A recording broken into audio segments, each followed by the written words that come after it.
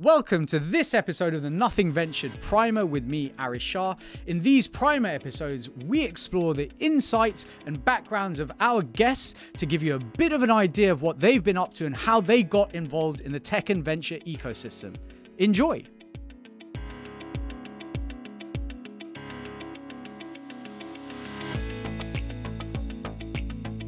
This season of Nothing Ventured is sponsored by Odin. Odin helps angels, VCs, and founders to raise and deploy capital seamlessly. You can structure your SPVs and now run your funds, handle capital calls, portfolio management more smoothly and easily in one place. Founders use Odin to raise their entire round in a few clicks by simply sending investors a link and receiving investments immediately. Odin works with over 5,000 investors and over 150 emerging fund managers and angel syndicates globally. Head to joinodin.com to learn more. That's joinodin.com. Hello and welcome to this episode of the Nothing Ventured Primer with me, Aarish Shah. Today I'm really excited to have in the studio with me Duncan Clark. Duncan is co-founder and CEO of Flourish, a platform with a mission of empowering everyone to tell compelling and engaging stories with data. Acquired by Australian giant Canva in 2021, Duncan is now Europe lead at Canva, where he continues to deliver on Flourish's core mission from within the Canva suite of products, whilst also helping drive Canva's growth across the continent. Duncan, absolutely wonderful to have you in the studio with me. Very good to be here. Thanks for having me on. No, thanks for joining. I appreciate it. We're going to dive straight in. So for our audience to get to know you a bit better, I'd love for you to tell us what your first job was. My first job was, well, I guess when I was a teenager, I used to do all sorts of odd jobs, smashing up concrete floors, working in mills in Yorkshire where I grew up, all that kind of thing. Amazing. My first We had a farmer on recently. That was quite fun. Okay. My first job, worthy of the name, I actually did a music degree years ago and worked in a music shop for a while. And then after that, my first job that relates to what I'm doing now was when I got an editing job at Rough Guides, the travel publisher. Amazing. Who were branching out into non-travel books. So we started doing books around reference topics, you know, the internet, different types of music. And that was actually where I got into doing kind of charts and maps and data storytelling, which set me on the path. Amazing. So is that what you were doing immediately before you kind of got into the tech and venture ecosystem? No, it was a slightly more convoluted journey than that. So I worked at Rough Guides for several years. I got into focusing particularly on books on the environment and climate change and energy. And so I ended up co-founding a little imprint of profile books focused on that topic. And it was from there that I was invited to go and work at The Guardian, who were starting to take climate change more seriously as a sort of strategic topic.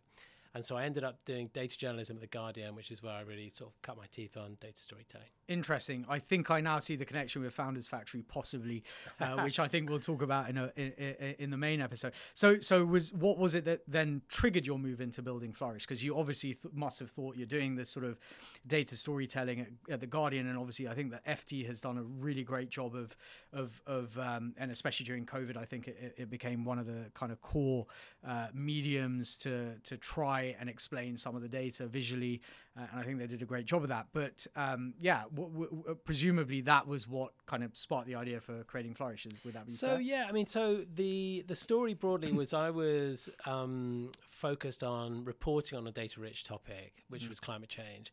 And so more and more I was doing that through visual journalism rather than static, and increasingly through interactive visual journalism. Yep. And it was a great time to be doing that, because this was back in, between 2008 and 2012, something like that. Yeah. So the web browser was just suddenly becoming a powerful piece of kit that could do proper graphics. Before then, you were too hampered by being weighed down by IE4 and IE5. And bandwidth, right? Like very hard to load. Exactly that as well.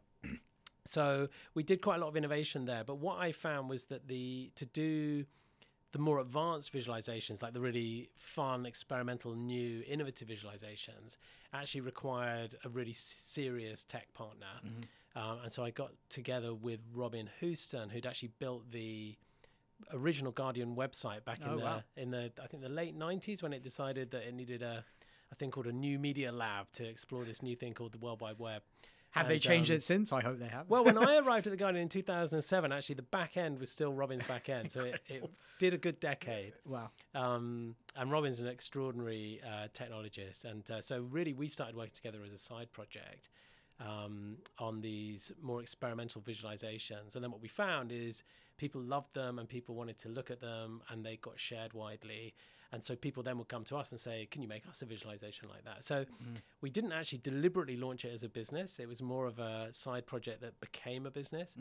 And it was only after doing that for several years that we decided to flip it and make a product company. And that's when it became Flourish. Amazing. I mean, actually thinking about it, I think one of I might get the name wrong, but I'm pretty sure there's a platform called Visual Capitalist, which sends a weekly kind of, this is the big data visualization of the week. And I actually find them really intriguing because I think I'm not necessarily a visual person, but I absolutely understand, obviously, as a CFO, the power of visualization, especially of large data sets and difficult data sets, right? Like it just helps with the narrative. Completely. I mean, you say you're not a visual person, but I mean, I think even people who would describe themselves as being at the non-visual end of the spectrum, we are just sort of inherently visual animals. Like the way that our brains work, we're drawn to movement, we're drawn to shape.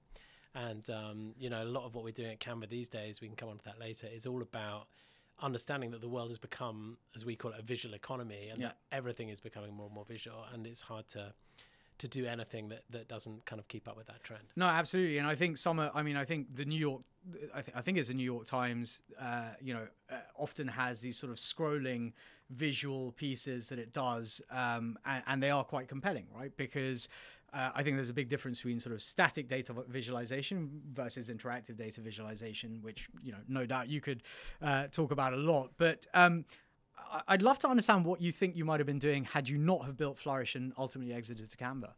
Well, it's a good question. I mean, I guess there's definitely a world in which I'd stayed focused on data journalism. And I mean, I think many of the most talented, interesting people in data visualization are actually in newsrooms. Yeah. And part of our sort of founding hypothesis for Flourish was that there were two schools of visualization. There's the BI tools and the Tableaus and the Power BIs, which had, they were very commercially successful, but they didn't really have the audience, and people didn't love them. And then in the news, I can definitely tell you people don't love them. Exactly.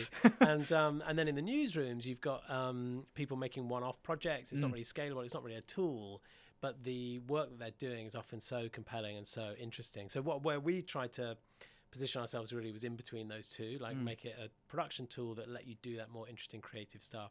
So I don't know, maybe I could still be in a newsroom doing visual journalism, or maybe, the early iteration where Robin and I were just making bespoke visualizations to order. It was actually a very fun, creative time. And almost doing that as a sort of a consultancy. That's exactly what it was. Yeah. It was like a micro agency, and people would always ask us if we were going to hire extra people into it, and we consciously took a decision until we launched the product never to hire anyone, because we found that we were learning more and enjoying it more by just being very hands-on. We didn't want to try and scale an agency, which is in some sense a kind of fool's game. I mean, no need to tell me about that. Definitely with you on that one. And so let's talk about Flourish and Canva. I mean, I think most of the audience would probably appreciate what Canva is, certainly at surface level, but it'd be great for you to kind of give us a bit of a background on what it is, who it's for, what it does better, and maybe even sort of where it's heading. Sure. So Canva set out about 10 years ago with the aim that has been very consistent throughout, the mission to empower the world to design. And so it was set up by Mel and Cliff and Cam, the three co-founders who still run it. And what they were seeking to do was take a very fragmented design ecosystem. If you think back those 10 years, most people had no real capacity to design. Most design, like a handful of designed outputs were done by professionals in Adobe products. Most design in practice was actually done by people in Microsoft Word, dragging sort of clip art around and desperately trying to position tables and all that kind of thing. Love making PowerPoints, yeah. Exactly. So what Canva set out to do was actually combine all the elements of that professional ecosystem into something that was easy to use.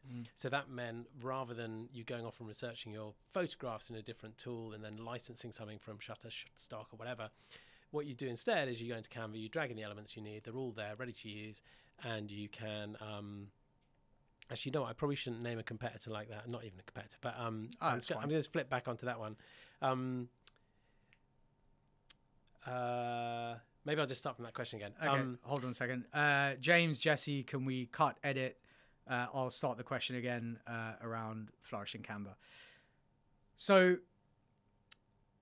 most of our audience will be pretty aware of what Canva is, I think, certainly at surface level, but I'd love for you to give us a bit more background as to what the product does, what it does better, who it's for, and kind of where it's heading to some extent as well. It'd be really interesting to understand from your perspective.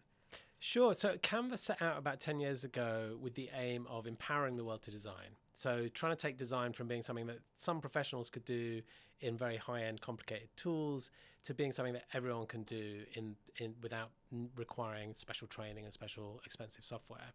And the kind of fundamentals of that were about consolidating a very sort of fragmented tool suite where you'd have font foundries, image libraries, you'd have page layout applications, you'd have PDF editors, you'd have all these different things. And so the idea was to put all of those in one place where anyone can design and tell their story better without needing special skills. So that's what it set out as, and it's had this unbelievable exponential growth over the last 10 years. I mean, it's kind of astonishing. It's the kind of chart where the only way to explain something that exponential is that it truly has a feedback loop. And the feedback loop for Canva is that because it is genuinely accessible and useful, then people just share it and encourage others to use it. So it's got this incredible organic growth engine. And but what's happened in that time is Canva's added more and more functionality. So what started out as, you could make a flyer or a business card or a poster. These days, it's very much a tool aimed at the workplace. All different sizes of companies using it, right up to kind of most of the FTSE 100. And so increasingly the way we describe it is as a visual work suite.